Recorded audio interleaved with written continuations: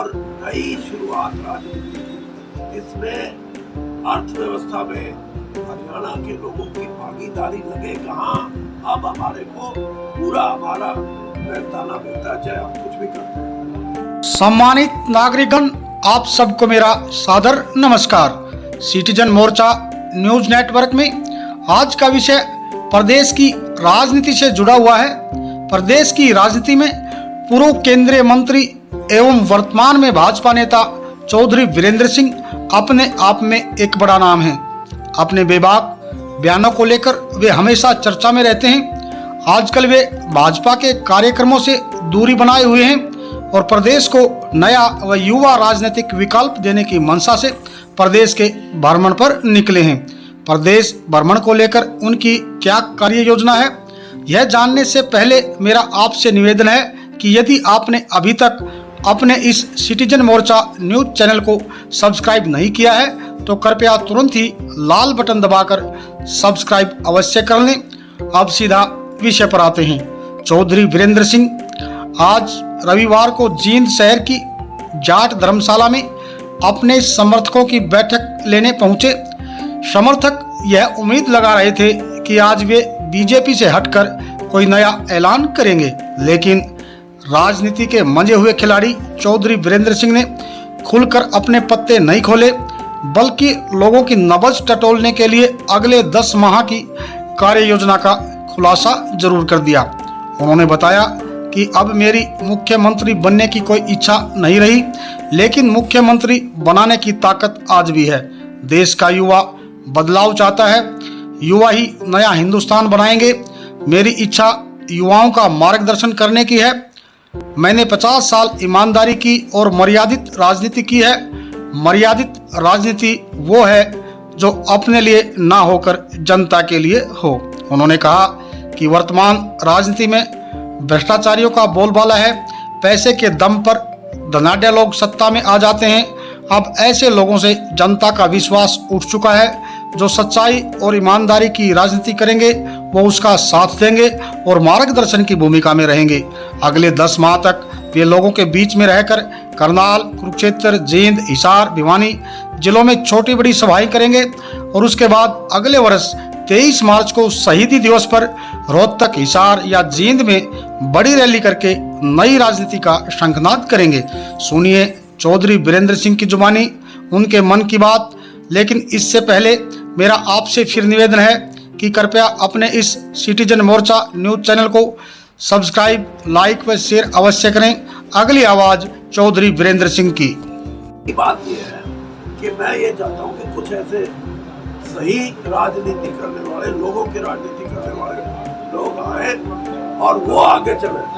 मैं उनका एक सलाहकार के रूप में, एक आशीर्वाद के रूप में मैं उनके साथ रहूंगा और नई शुरुआत राजनीति की, इसमें अर्थव्यवस्था में हरियाणा के लोगों की भागीदारी लगे कहाँ। अब हमारे को पूरा हमारा मेहनताना मिलता है, चाहे हम कुछ भी करते हैं। तो ये एक व्यवस्था है जिसके अंदर परिवर्तन करना बड़ा जरूरी है।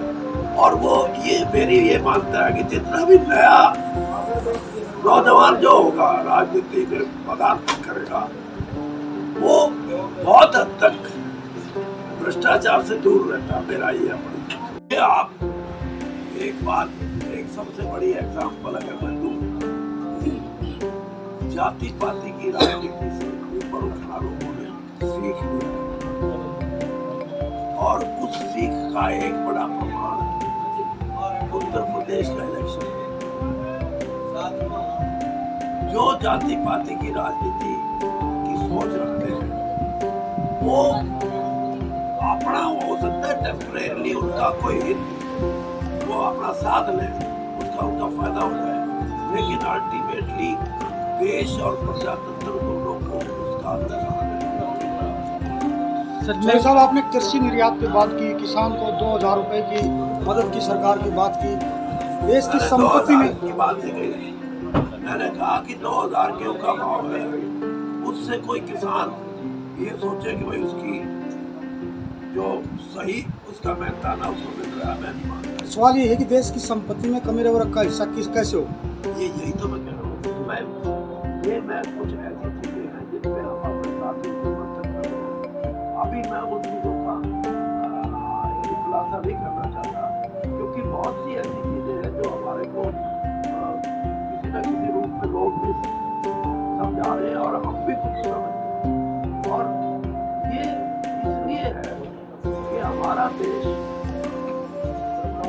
सोशलिज्म में जो 50-60 साल रहे और फिर उससे अलग हटके इकोनॉमिक रिफॉर्म्स आए नरसिम्हा राव जी के टाइम में, और जो आज तक लागू है 30 साल हो गए 92 से लेके आज।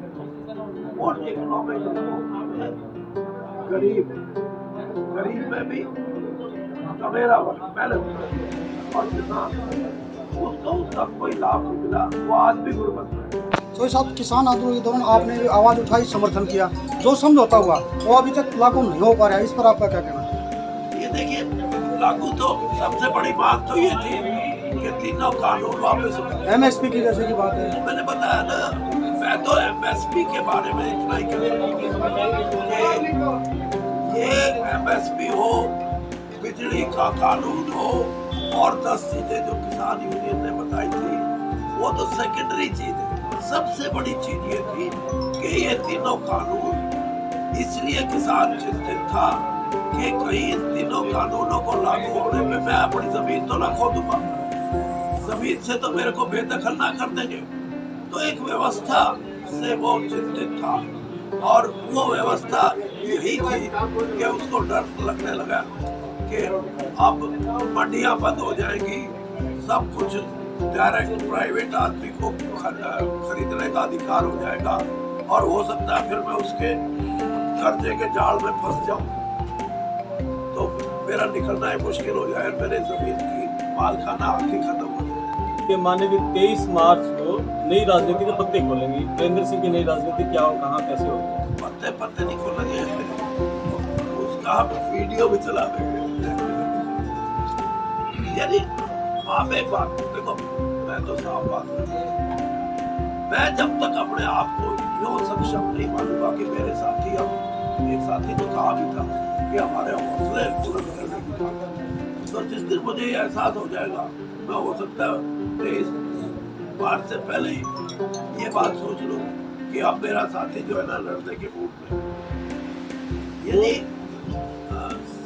वो नई राजनीति क्या भाजपा में रहकर संभव नहीं हो पा रही है? शिक्षा, स्वास्थ्य, गांव के स्कूलों की हालत है, भाजपा में रह के संभव नहीं हो पा रही।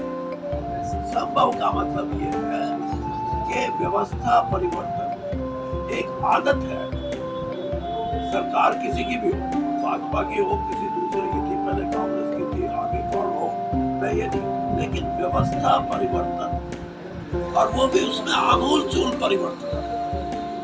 अब मैं आपको एक एग्जांपल देता हूँ। मैं एक बार मेरे पास लेबर डिपार्टमेंट है हरियाणा में, मेरे को इंटक और दूसरी जो मजदूरों की वो थी एसोसिएशन, यूनियन उन्होंने बुलाया।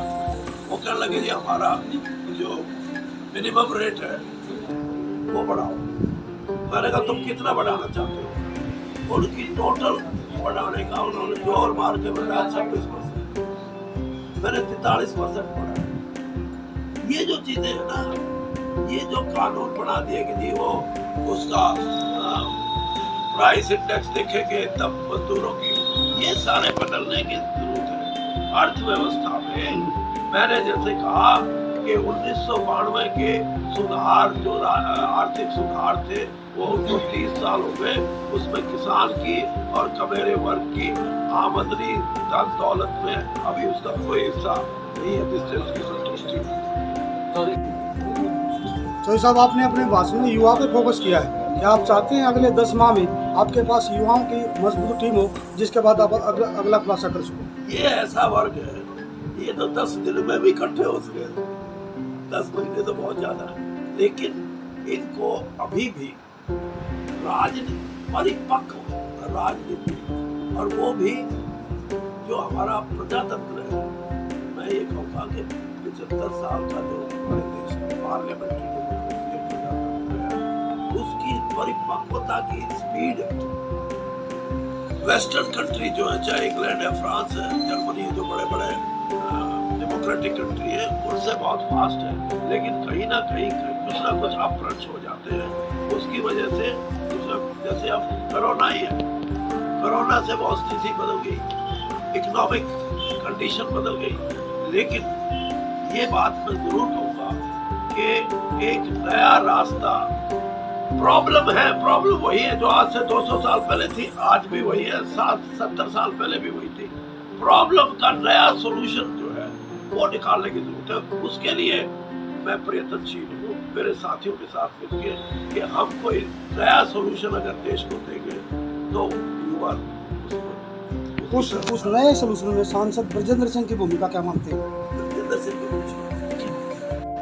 मैं जो बताऊँ, मैंने एक नई बात सोची जो वहाँ बैठे बैठे सोची।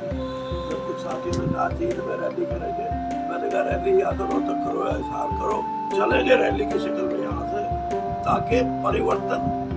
मैंने तो देखा पॉलिटिकल सिस्टम में अगर हमारे 50-60 हजार आदमी चल पड़े ना टीम से, तो ये पौड़ी से आके कहने लग जाएंगे पैसे की बड़ी बात भाई, लाग लो।